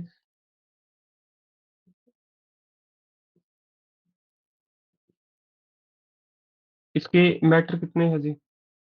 18। 18। वेरी गुड जी।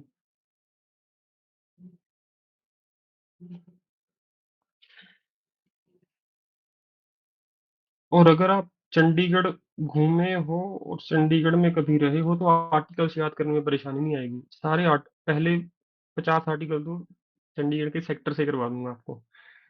ठीक है, तो बड़ी इजीली याद हो जाएंगे। जैसे article 14 equality before law, Punjab university, चाहे पुलिस वाला है चाहे स्टूडेंट है, बिना हेलमेट के घूम सकता है। आपकी चाइनीज फूड की मार्केट कहाँ पे है? सेक्टर 15, आर्टिकल 15 भी यही कहता है, डिस्क्रिमिनेशन नहीं होनी चाहिए वहां पे। ठीक है, आपका 24 सेक्टर में जुडिशरी की अकेडमी है, तो वहां पे बच्चों से तो लेबर करवा ही नहीं सकते आप। ठीक है, तो आर्टिकल याद भी बड़े आसानी से होंगे, उसकी इतनी टेंशन मत लेना, आज नहीं करवा रहा, उस पर मैं अलग से लेक्चर लूंगा आपका। तो 74th अमेंडमेंट एक्ट था जी ये भी, 1992 में ही आया था। ठीक है, टाइम बड़ी जल्दी निकल रहा है। मुझे लगता है पढ़ाना ज्यादा है, टाइम कम है। तो ये है हमारे 12 शेड्यूल, एक बार रिवाइज कर देते हैं फिर से इसको चलते चलते। फर्स्ट शेड्यूल ये गवर्नमेंट ने बनाए, गवर्नमेंट के लिए। तो गवर्नमेंट को सबसे पहले क्या चाहिए? लैंड। तो यहाँ पे नेम आ जाएंगे and state and union territory के। तो अगर पीओ के भी लेते तब भी ये शेड्यूल इम्पैक्ट होगा। सेकंड शेड्यूल, गवर्नमेंट वैकेंसी निकालेगी। ठीक है, कि हमें इन लोगों की जरूरत है देश बनाने के लिए, तो यहाँ पे सारी कॉन्स्टिट्यूशनल वैकेंसीज आ जाएंगी। और जब वो इलेक्ट हो जाएंगे तो उनकी ओथ एंड अफर्मेशन चाहिए हमें। ठीक है, फिर फोर्थ में आ गया एलोकेशन ऑफ राज्यसभा सीट। ये क्वेश्चन काफी बार पूछा गया, फोर्थ शेड्यूल इंपॉर्टेंट है। फिफ्थ में क्या आ गया जी? अब यहाँ पे आपका एडमिनिस्ट्रेशन एंड कंट्रोल है ट्राइबल एरियाज का, शेड्यूल्ड एरियाज। और सिक्स्थ सिक्स्थ में आपका आ गया जी नॉर्थ ईस्टर्न स्टेट्स। ठीक है, सिक्स से सिक्किम सोच लेना। सिक्किम कहाँ पे है? North eastern state. Seventh schedule distribution of powers. ठीक है, यूनियन स्टेट कंकरेंट लिस्ट। और गवर्नमेंट ऑफ इंडिया एक्ट से भी लिया गया है इसको। अगर ऑप्शन में ऑस्ट्रेलिया ना हो तो जीओआई होगा answer. Government of India act में ही पहली बार ये लागू हुआ था रूल, कि आपके पास सेंट्रल लिस्ट थी, प्रोविंशियल लिस्ट थी और कन्करेंट लिस्ट थी, ठीक है? और अगर कोई सब्जेक्ट है वो इन तीनों में ना आए तो वो कहाँ पे जाएगा, ये बताओ? रेजिडुअरी। रेसिड्यूरी पावर्स पे कौन डिसीजन लेता है जी? ये क्वेश्चन अभी यूपीएससी नहीं, इस पार्लियामेंट। पे parliament. Sir Haryana parliament. Haryana PCS में पूछा गया इस बार ये क्वेश्चन। ठीक है, who will take decision on the residuary powers? Parliament जी।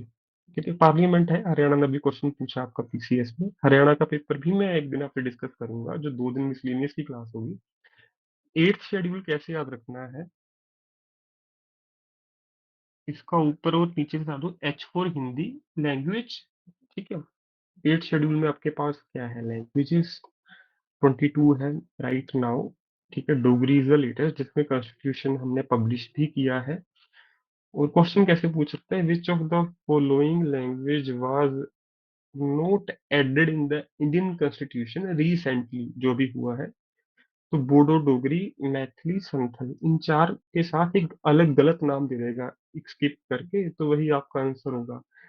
तो नोट करेक्ट वाला आंसर ध्यान से लगा के आना, क्योंकि मेरे एक्सपीरियंस में आज तक कोई ऐसा पेपर नहीं हुआ जब तक बच्चों ने कंप्लेंट ना की हो कि सर जल्दबाजी में हम नोट पढ़ना भूल गए। ठीक है, तो ध्यान रखना, हरियाणा पीसीएस में भी क्वेश्चन पूछे गए हैं नोट वाले, हर बार पूछता है। अब ये सारी अमेंडमेंट है, 9th शेड्यूल, फर्स्ट अमेंडमेंट। ठीक है, इसके अलावा 10th 10 नंबरी लोगों के लिए मैंने करवाया। 11th एंड 12th क्या है आपका, पंचायती राज। और 12th शेड्यूल है म्यूनिसिपल, जो आपकी बॉडीज हैं। ठीक है, लोकल गवर्नमेंट भी इसी में आ जाती है। उसके बाद आइए जी, forces of the Indian constitution.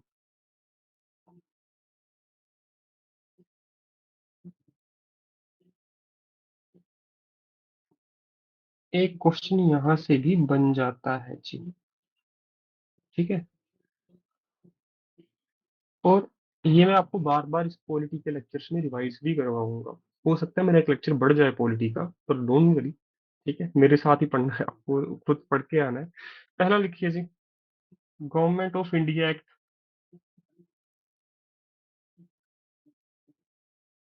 1935।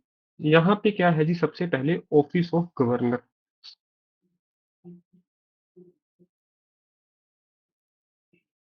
Emergency provision,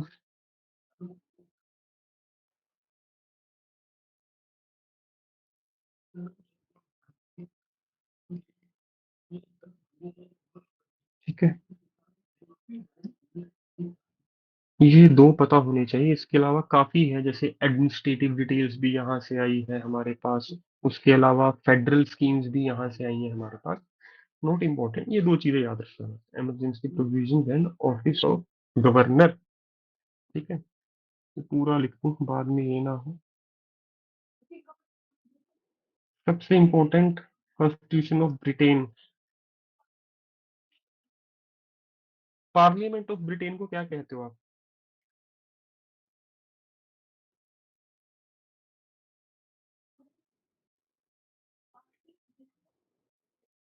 कुछ वेस्ट मिंस्टर जैसा नाम सुना है आपने? या फिर पूछेगा, इसके लोअर हाउस को क्या कहते हैं, अपर हाउस को क्या कहते हैं? लोअर हाउस को क्या कहते हैं जी? House of commons. जैसे इंडिया में लोकसभा है, this is house of commons, यहाँ पे हम लोग लिख करके भेजते हैं। अपर हाउस को कहते हैं हाउस ऑफ लॉर्ड्स। देवताओं को मारा नहीं जा सकता, तभी उसको हाउस ऑफ लॉर्ड्स कहते हैं। इंडिया में भी राज्यसभा के मेंबर को हटाया नहीं जा सकता 6 साल तक। बाकी लोकसभा तो डिसोल्यूट की जा सकती है। तो ब्रिटेन से हमने क्या क्या लिया जी, सबसे पहले पार्लियामेंट्री फॉर्म ऑफ गवर्नमेंट,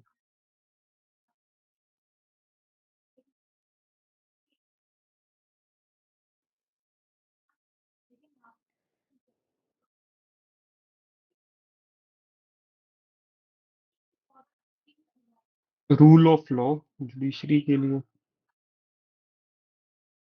बहुत बढ़िया जी। मैं इंपॉर्टेंट इंपॉर्टेंट लिखवाऊंगा, सिंगल सिटीजनशिप, क्योंकि CAA। ठीक है, CAA भी यहाँ से आया है। उसके बाद आइए जी, प्रेरोगेटिव रिट्स। अकेला रिट्स मत लिखिए,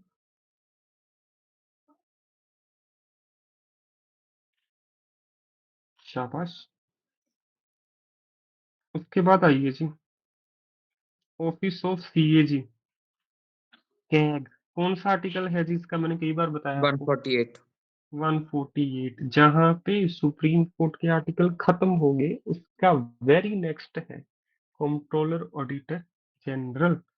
ठीक है, तो ये बेसिक बेसिक ज्यादा नहीं लिखवा रहा, और भी काफी कुछ लिया है हमने इनसे। थर्ड आइए जी, और इसको नकल मत बोलिए।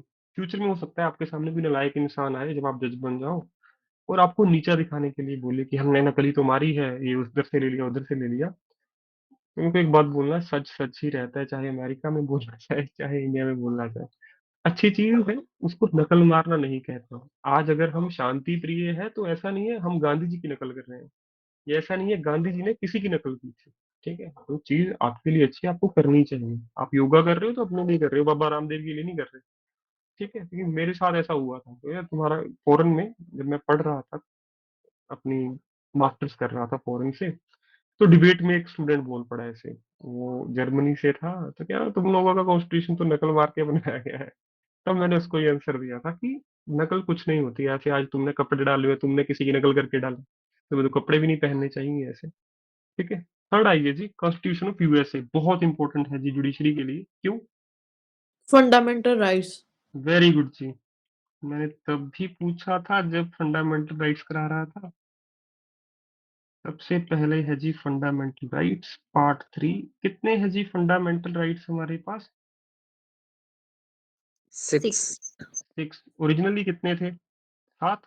7, राइट टू प्रॉपर्टी उड़ा दिया गया। ठीक है, काश हम पहले पैदा होते।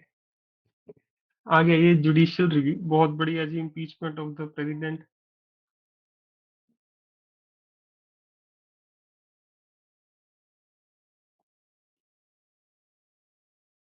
उससे भी इम्पोर्टेंट है इंडिपेंडेंस ऑफ जुडिशरी। सर सब तो इंपॉर्टेंट रिटन कॉन्स्टिट्यूशन ही इत्थों लिया। क्या जी? सर सब सर रिटन कॉन्स्टिट्यूशन ही अमेरिका तो लिया। रिटन कॉन्स्टिट्यूशन अमेरिका का कंसेप्ट है। किस कंट्री के पास रिटन कॉन्स्टिट्यूशन नहीं है मैम? फिर ये भी बताइए। शाबाश।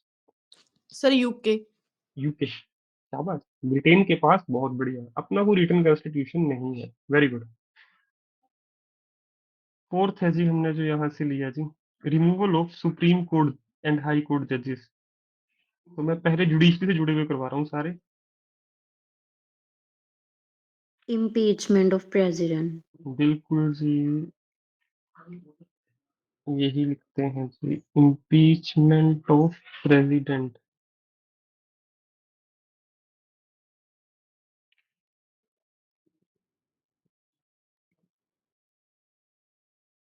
प्रेसिडेंट को रिमूव करना फिर आसान है, सुप्रीम के जज को रिमूव करना बहुत बड़ा मुश्किल काम है जी। वेरी गुड जी। पीआईएल, पब्लिक इंटरेस्ट लिटिगेशन, और एंड में लिखिए जी पोस्ट ऑफ वाइस प्रेसिडेंट। ये पूछ सकता है क्योंकि आजकल जगदीप धनखड़ जी बहुत ज्यादा न्यूज में रहते हैं।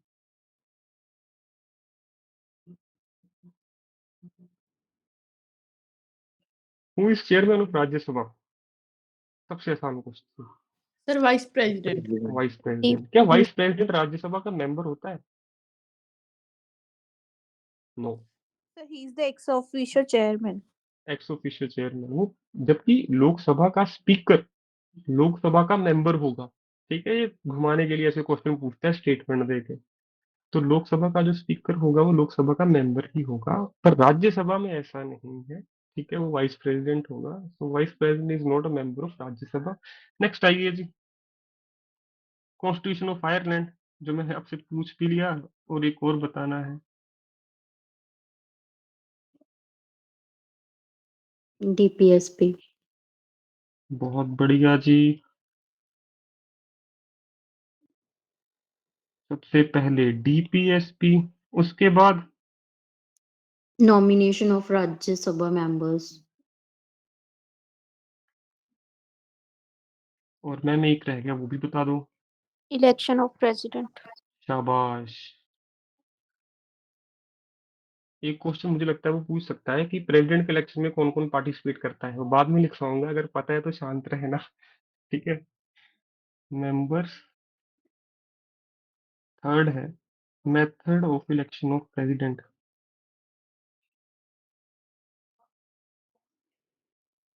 एक मैं फन फैक्ट बताता हूँ, जो बाइडेन के पेरेंट्स भी आयरलैंड से ही हैं। वो इस टाइम कौन है? अमेरिका के प्रेसिडेंट। तो आयरलैंड को वैसे भी जोड़ सकते हो आप इससे, method of election of president. जबकि हटाने का प्रोसीजर हम यूएसए से लेके आए हैं। ठीक है। उसके बाद आओ जी, कॉन्स्टिट्यूशन ऑफ पंजाब की फेवरेट कंट्री। Sir, Canada. बिल्कुल जी, कनाडा सबसे पहला है जी। Federation with strong center. No, appointment of state governors by, मैं ऊपर वो आपको लिखा रहा हूँ ऐसे, Okay. Priority basis. ठीक है, आप ठीक हो तो लिखवाऊंगा, आपकी बात गलत नहीं है। सबसे इंपॉर्टेंट क्या है? Appointment of state governors bye centre.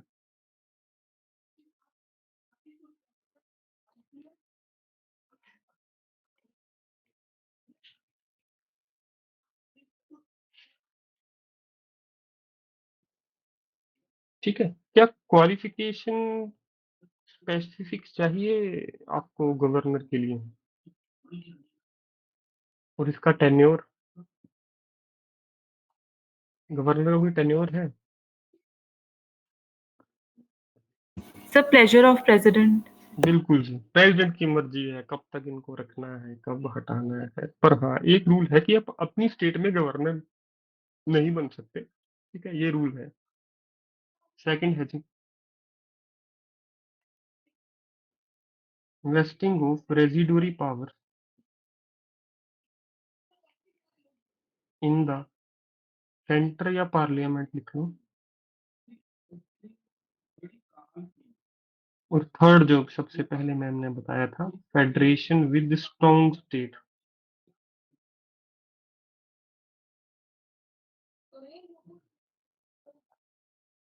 ठीक है। उसके बाद आइए जी, एडवाइजरी जुरिस्डिक्शन हमने कहाँ से ली? सुप्रीम कोर्ट पे, Canada. कनाडा। ठीक है, तो सबसे इंपॉर्टेंट चीज बची हुई थी,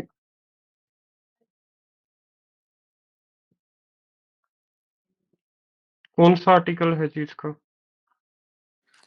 Sir, One 143. 143. और इसको याद पता है कैसे करवाऊंगा? सुप्रीम कोर्ट प्रेसिडेंट साहब कह रहे हैं I love you to supreme court. एक लेटर, चार लेटर, तीन लेटर, बन गया आपका आर्टिकल। ठीक है, 143। एडवाइस ही लेनी है, प्यार से ही लेंगे, ऐसे थोड़ी है कि गुस्से से ले लेंगे। ठीक है, तो ऐसे याद हो जाएगा आपको। कई आर्टिकल ऐसे याद करवाऊंगा आपको कि आपको लोड नहीं लेना पड़ेगा, कुछ ना कुछ आपके पास हिंट बन जाएगा, उसका काम चल जाएगा जी आपका। ठीक है, आगे आइए जी, ऑस्ट्रेलियन कॉन्स्टिट्यूशन। एक तो आपने बता ही दिया, कंकरेंट लिस्ट टाइप। एक जॉइंट सीटिंग है। सबसे पहले है जी कंकरेंट लिस्ट। बिल्कुल जी, जो आपने Trade, बताया ये था। center state relations, state trade. Freedom of trade, commerce and intercourse, ये भी हमने ऑस्ट्रेलिया से लिया। पर मुझे ये बताइए, इसका आर्टिकल कौन सा है ट्रेड, कमर्स एंड इंटरकोर्स का? Sir, 301 से 307. वेरी गुड, 301 है इसका आर्टिकल। और 302 आर्टिकल पार्लियामेंट को ये पावर दे रहा है कि आप इसको अमेंड कर सकते हो। ठीक है। लास्ट लैंग्वेज ऑफ कॉन्स्टिट्यूशन क्या कहना चाहते हो जसवंत जी, एक बार बताइए। मतलब सर, हम्म। बाकी सब तो बता दिए, जैसे ये एक रह गया था लास्ट वाला, बाकी ऑप्शन सारे बता दिए। कंकरेंट लिस्ट, बिल्कुल जॉइंट सिटिंग, ट्रेड, बिल्कुल कमर्स बिल्कुल। और एक लैंग्वेज वाला रह गया। अब ज्वाइंट सिटी का भी आर्टिकल याद मत करना। हिंदुत्व में क्या है, कोई मंत्र कितनी बार पढ़ते हो कि सिद्ध हो जाता है वो? 108.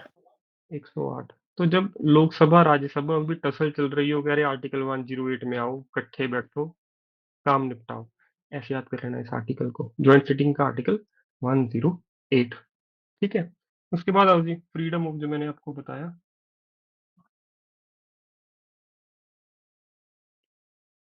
Trade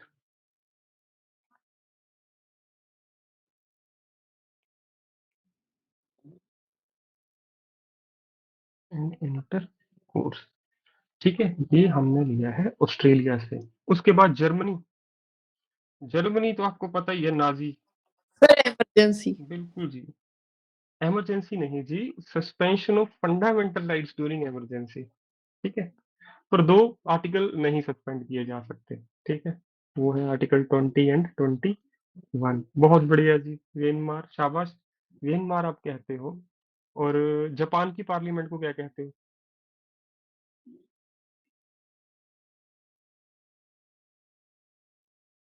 diet.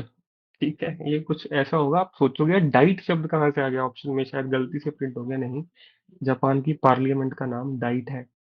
ठीक है, तो वेइमार कॉन्स्टिट्यूशन से हमने क्या लिया जी? सस्पेंशन हो, ये नाजी का ही काम था। ठीक है, पता होगा आपको, हिटलर। ये कुछ हिटलर जैसा ही है ना, ये सारे फंडामेंटल राइट्स इनके बंद करो। तो रट्टा मत मारना, जर्मनी से था वो भी, और ये रूल जर्मनी से लिया हमने।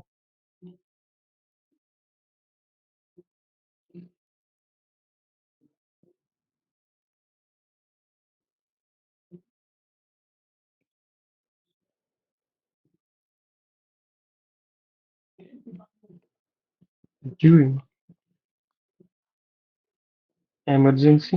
उसके बाद है जी फ्रेंच। फ्रेंच तो बड़ी अच्छी चीज है। फ्रेंच से हमने तीन शब्द लिए जी।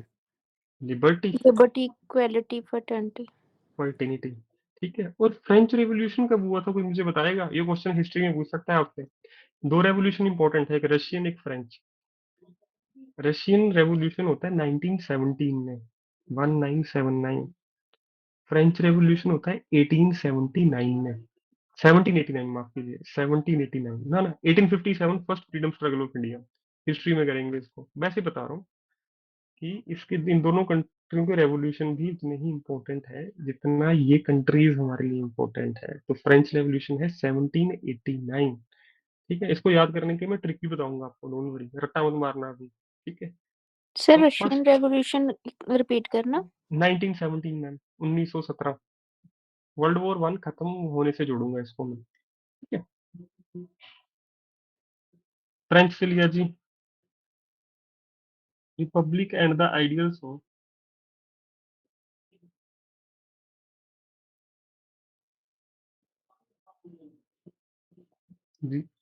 Ideals of liberty, comma, equality and fraternity. ठीक है, ये आइडिया हमारे पास इनसे आया। उसके बाद आइए जी साउथ अफ्रीका, बहुत इंपॉर्टेंट है ये भी।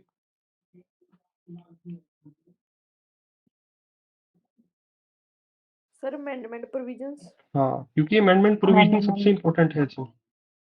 आर्टिकल 368।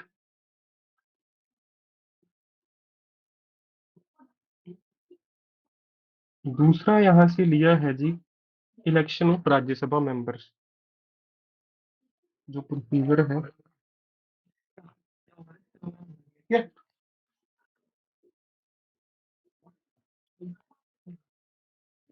मेंबर्स। ठीक है, और एंड में है यूएसएसआर, आपको पता ही है जी,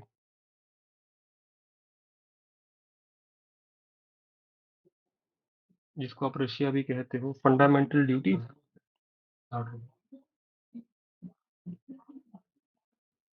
प्लस, जो कम लोगों को पता होगा, the ideal of justice in preamble. ये क्वेश्चन थोड़ा हटके है तो पूछा जा सकता है जी। Very good. आइडिया नहीं जी, आइडियल।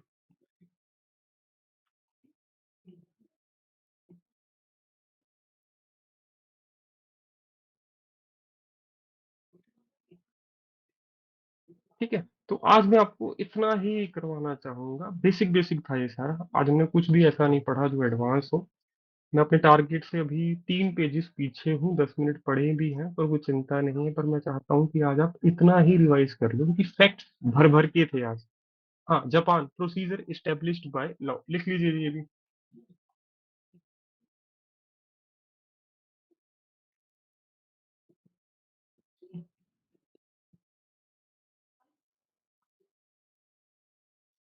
ठीक है, तो आज फैक्ट्स बहुत सारे थे। ठीक, तो मैं कहूँगा इतना ही इनफ है, अगर हम इतना ही कवर कर लें आज।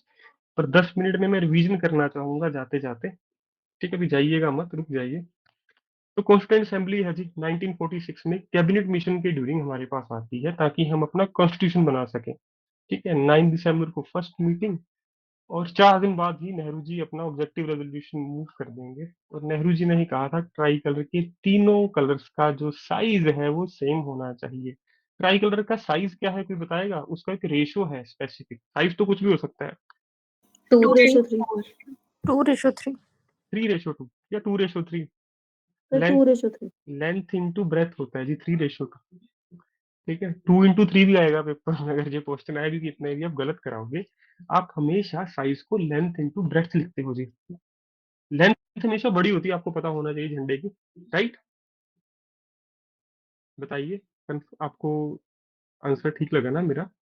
हाँ, तो कोई चिंता नहीं है, 2:3 आप कभी गलत नहीं करोगे लाइफ में। 3:2। और ये आइडिया किसका था? हमारे पंडित जवाहरलाल नेहरू जी का। ठीक है, उसके बाद आगे बढ़ते हैं जी हम। डॉक्टर सत्यनारायण सिन्हा जो सीनियोरिटी बेस हमारे पहले प्रेसिडेंट थे कॉन्स्टिट्यूएंट असेंबली के, पर जब इलेक्शन हुए तो डॉक्टर राजेंद्र प्रसाद जी ही इंडिपेंडेंट इंडिया के फर्स्ट प्रेसिडेंट थे। उसके बाद है जी कॉन्स्टिट्यूएंट असेंबली ही प्रोविजनल गवर्नमेंट थी जब तक फर्स्ट जनरल इलेक्शन हो नहीं गए। कॉन्स्टिट्यूशन हैंड रिटन था हमारा, लिखा गया था प्रेम बिहारी नारायण रायजादा जी की तरफ से इटैलिक स्टाइल में, और 64 लाख का खर्चा आया था। ये मैंने नहीं लिखवाया आपको, इतना इंपॉर्टेंट भी नहीं है। ठीक है, आगे है जी, जब इंडिया पे प्रेशर बना ना कि हमें कॉमनवेल्थ, माफ कीजिए, यूएसएसआर ज्वाइन करनी है या नाटो, तो नाटो भी इसी साल आई 1948 या 49, कंफर्म कीजिए कोई स्टूडेंट, मैंने लिखवाया है आपको, देखते हैं किस किस को याद है। तो 49। इंडिया मेंबर बन गया जी कॉमनवेल्थ मिशन का, बहुत बढ़िया जी। ठीक है, तो कॉमनवेल्थ नेशंस राइट नाउ 56 है। टोगो लेटेस्ट मेंबर है, इसकी दो लेटेस्ट मेंबर्स हैं, आपको शायद दोनों के नाम भी लिखवाऊंगा मैं आगे चल के। ट्राई कलर डिजाइन किसने किया था जी? पिंगली वेंकैया ने। और मैंने याद किया था ऐसे फोटो खिंचाई होगी उन्होंने आजादी से 1 महीना पहले कि हमने सबसे इंपॉर्टेंट काम कर दिया, अपना झंडा सिलेक्ट कर लिया 22 जुलाई। ठीक है, और जब घर पे कोई इंपॉर्टेंट, बहुत बड़ा इंपॉर्टेंट काम होना है, कॉन्स्टिट्यूशन अब फुली इन्फोर्स होने वाला है, तो हमने क्या किया, हमने कहा कि 2 दिन पहले एक तो प्रेसिडेंट को अपॉइंट करो, नेशनल एंथम नेशनल सॉन्ग को भी हम क्या करें, अडॉप्ट कर लेते हैं। उसके अलावा मैं शायद एक चीज आपको लिखवानी भूल गया, अभी एक दिमाग में भी आई थी कि प्रेसिडेंट, हाँ प्रेसिडेंट मैंने बाद में आपको लिखवा दिया। ठीक है, उसके बाद आइए जी, chairman of union power committee, तो जो हमारे प्राइम मिनिस्टर थे पहले अपने जवाहरलाल नेहरू जी, और प्रोविंसेस का काम वल्लभ भाई पटेल जी को दिया गया। वल्लभ भाई पटेल जी को ही हम iron man of India, Bismarck of India कहते हैं, दो टाइटल है उनके पास। ठीक, आगे बढ़े हम पार्ट्स की तरफ। पार्ट हमारे पास टोटल 22 थे। ठीक है, तो अब 25 है, बिल्कुल किसने करेक्ट किया था, वेरी गुड। तो इसको भी आप रट्टा मत मारो कि देश में सबसे पहले हमारे पास स्पेस होना चाहिए, एरिया होना चाहिए, फिर उसके बाद सिटीजन होने चाहिए, फिर सिटीजन को फंडामेंटल राइट्स भी मिलेंगे। और अगर कुछ फंडामेंटल राइट आज नहीं दे सकते, फ्यूचर में और फंडामेंटल राइट देने पड़ेंगे, तो इसको पार्ट 4 में ले गए। 4A बाद में आया स्वर्ण सिंह कमेटी जी, स्वर्ण सिंह जी की कमेटी के थ्रू। ठीक है, फंडामेंटल ड्यूटीज भी ऐड हो गई, फंडामेंटल ड्यूटीज की अमेंडमेंट आपको बाद में लिख पाऊंगा। स्वर्ण सिंह कमेटी जी की जो कमेटी थी उसके द्वारा रिकमेंड किए गए। पार्ट 5 में फिर यूनियन गवर्नमेंट, 6 में स्टेट गवर्नमेंट, 7 में यूटी। यहाँ तक तो रट्टा मारने की कोई जरूरत नहीं है आपको, ये आप बेसिकली भी समझ सकते हो, पेपर में जाके लिख भी सकते हो। ठीक है, भूल नहीं सकते आप इसको अगर आप ऐसे समझोगे कि आपने देश बनाना है, आपको क्या क्या चाहिए। फिर आता है जी पार्ट 12 जो जुडिशरी के लिए इंपॉर्टेंट है, फाइनेंस, प्रॉपर्टी, कॉन्ट्रैक्ट, सूट, सारा इसी में चला जाएगा। 300A पे क्यों ऐड हुआ, ये बाद में ऐड हुआ। राइट टू प्रॉपर्टी पहले फंडामेंटल राइट था, अब कौन सा राइट है जी आपका? ये भी पूछ लेते हैं। Constitutional right. No no no, कोई और लीगल बताओ। Legal right. लीगल कॉन्स्टिट्यूशनल कह सकता, हाँ लीगल ही है, कॉन्स्टिट्यूशनल भी कह सकते हो, कॉन्स्टिट्यूशन में गिवन है, उसमें कोई बुराई नहीं है, पर सर ऑप्शन में होता है लीगल। स्टैट्यूटरी। हाँ बिल्कुल बिल्कुल, बोलिए मैम, बोलिए बोलिए, कुछ चिंता नहीं है, माफ कीजिए मैंने आपकी बात काट दी। स्टैट्यूटरी बॉडीज, क्या कुछ कहना चाहते थे, प्लीज बोलिए। सर आई वाज सेइंग कि it is both constitutional and statutory right. बिल्कुल, यू आर राइट। पर मैं आपको एग्जाम पर्सपेक्टिव से बता रहा हूँ, प्रीवियस ईयर में जितनी बार भी ये क्वेश्चन आया तो 4 ऑप्शन में legal is always correct answer. ठीक है, तो मैं इसलिए ओके लीगल सर। बोला आपको। आप ठीक हो, कॉन्स्टिट्यूशन में मेंशन है तो कॉन्स्टिट्यूशनल राइट तो है आपका ये। पार्ट 15 चला जाता है जी इलेक्शन पे, जो राइट नाउ मोस्ट इंपॉर्टेंट है इसका आर्टिकल 324। पार्ट 12 लैंग्वेजेस को, पार्ट माफ कीजिए 17 लैंग्वेजेस को दिया गया। 18 दिया गया जी आपका इमरजेंसी प्रोविजन। इस पे हम पूरा एक डिटेल्ड एनालिसिस करेंगे। जैसे नेशनल इमरजेंसी के लिए प्रेसिडेंट को 1 महीने के अंदर अंदर पार्लियामेंट की परमिशन चाहिए, पर स्टेट में कितने महीने हो जाते हैं वो? 2। ठीक टू है, अगर स्टेट मंथ्स। इमरजेंसी लगानी है तो 2 महीने के अंदर अंदर तो पार्लियामेंट के बोथ हाउसेज से तो परमिशन। और फाइनेंशियल इमरजेंसी में सर 2 मंथ्स। 2। नेशनल इमरजेंसी कितने पीरियड तक एक्सटेंड कर सकते हो? इंडेफिनिट पीरियड, 6 6 महीने बाद परमिशन लेके। और स्टेट इमरजेंसी के लिए एक डिफाइंड पीरियड है, उससे ज्यादा चल ही नहीं सकती। वो कितना टाइम है जी? 3 साल। 3 years। 3 year, 3 very year good. और 3 financial sorry emergency, very good, वो भी इंडेफिनिट पीरियड तक आप चला सकते हो। उसके बाद है अनलिमिटेड पार्ट, सब अनलिमिटेड। पार्ट आपका आ जाता है 20, amendment of the constitution, most important part. Schedule करवाया मैंने उसके बाद आपको फर्स्ट। अब ये गवर्नमेंट के परस्पेक्टिव से, अब गवर्नमेंट को क्या क्या चाहिए? गवर्नमेंट को चाहिए पहले 8 शेड्यूल, 4 बाद में बने। सबसे पहले फिर से नेम देना पड़ेगा, देश तो है, स्टेट्स को यूटीज को नाम दे दिया। उसके बाद वैकेंसी निकाली प्रेसिडेंट की, जो कॉन्स्टिट्यूशनल वैकेंसी है जितनी भी। जब वो इलेक्ट हो गए फिर उनको ओथ भी दिलवानी है। और फिर एक ही चीज बतेगी, एलोकेशन ऑफ राज्यसभा सीट्स, क्योंकि बाकियों के तो इलेक्शन हो गए, राज्यसभा की सीट के इलेक्शन नहीं होंगे जी, वो नॉमिनेट होके आएंगे। ठीक है, तो राज्यसभा के मेंबर्स को वोट भी नहीं देते हम। फिफ्थ शेड्यूल है जी आपका ट्राइबल एरियाज, शेड्यूल एरियाज। और सिक्स सिक्किम से याद कर लो कि यहाँ पे नॉर्थ ईस्टर्न स्टेट है। मणिपुर का आर्टिकल आपको पता होना चाहिए जी, मणिपुर का आर्टिकल प्लीज लिख लीजिए, अभी मेरे दिमाग में है, बाद में रह जाएगा। लिख लीजिए 370, 371 सी। 371 सी। सी। कंफर्म है सर? Yes sir. ठीक है, ये कर लो प्लीज एक बार, क्योंकि मणिपुर का आर्टिकल पूछना करंट अफेयर में चला जाएगा। हाँ, टीयर्स ऑफ ओल्ड पीएम, ये भी एक आपका क्या कहते हैं, एक बार मैम बोल के भी बता दो ये सबको, शाबाश। निमोनिक है ये। यस, जो मतलब टी होता है ना, वो हम जो स्केड्यूल है वो हमारे 12 शिफ्ट स्केड्यूल है ना, 12। तो उससे हम करेंगे। ठीक है, tears of old old PM. PM. ठीक है, इससे आपकी निमोनिक है, ये भी मैंने आपको बाद में बताना था, और वेरी गुड मैम, आपने पहले ही बता दिया। तो हमारा काम एक दूसरे की हेल्प करना ही है, मैं फिर से बता रहा हूँ। और ऐसे कई बच्चे हैं पंजाब में भी जिन्होंने हेल्प की थी दूसरों की, उनको फायदा मिला। ठीक, तो सेवंथ शेड्यूल फिर से डिस्ट्रीब्यूशन ऑफ पावर।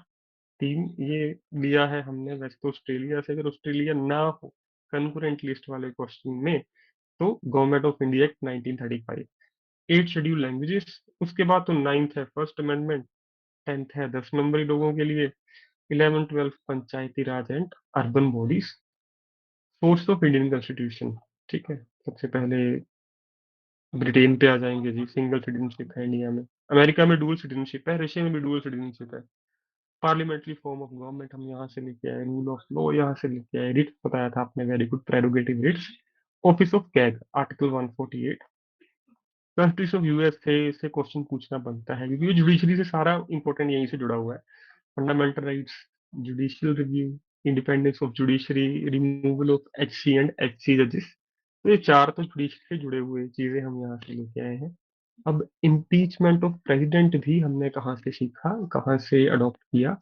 यूएसए से, PIL and post of vice president.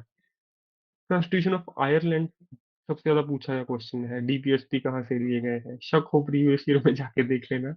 Ireland nomination of Rajya Sabha member भी यहीं से आई है, जबकि इलेक्शन ऑफ राज्यसभा मेंबर कहीं और नहीं, क्या था कुछ, साउथ अफ्रीका से क्या लिया था हमने, वो भी राज्यसभा से जुड़ा हुआ है ना। देखो इसमें इलेक्शन ऑफ कंफ्यूजन होने की है। Rajya Sabha election of member. Rajya Sabha member, ठीक है, इसमें कौन कौन पार्टिसिपेट करेगा? तो नॉमिनेट करने का मेथड अलग है। नॉमिनेट तो आपको पता है, अभी कांग्रेस ने भी कर दी है नॉमिनेट महाराष्ट्र से। तो नॉमिनेट करना अलग चीज है, इलेक्शन आना अलग चीज है। ठीक है, उसके बाद है जी constitution of Canada, appointment of state governor. Vesting of residuary power in parliament, यहाँ पे सेंटर लिख सकते हैं पार्लियामेंट के स्थान पर, वो भी ठीक है। Federation with strong state and advisory jurisdiction of SC, ठीक है 143। ऑस्ट्रेलियन कॉन्स्टिट्यूशन में कर लिया concurrent list. Joint sitting of two houses important है यहाँ पे। Freedom of trade, commerce and intercourse, article 301। Germany में है जी आपका हिटलर, याद कर लेना बस, उसी ने किया था ये फंडामेंटल राइट सब खत्म अगर इमरजेंसी लग जाए। साउथ अफ्रीका से अमेंडमेंट प्रोविजन बहुत इंपॉर्टेंट है। और एंड में है Japan, procedure established by law. ठीक है, तो आज ज्यादा फैक्ट थे, सोने से पहले एक बार दोबारा पढ़ लेना, फिर चाहे पेपर से पहले मत भी पढ़ना, तब भी आपके दिमाग में रहेंगे। कोई क्वेश्चन हो इसी में तो प्लीज पूछिए, अगर नहीं पता हुआ तो भी बताऊंगा आपको। बाकी स्टूडेंट्स जा सकते हैं। शुभ रात्रि, बहुत बहुत धन्यवाद जी।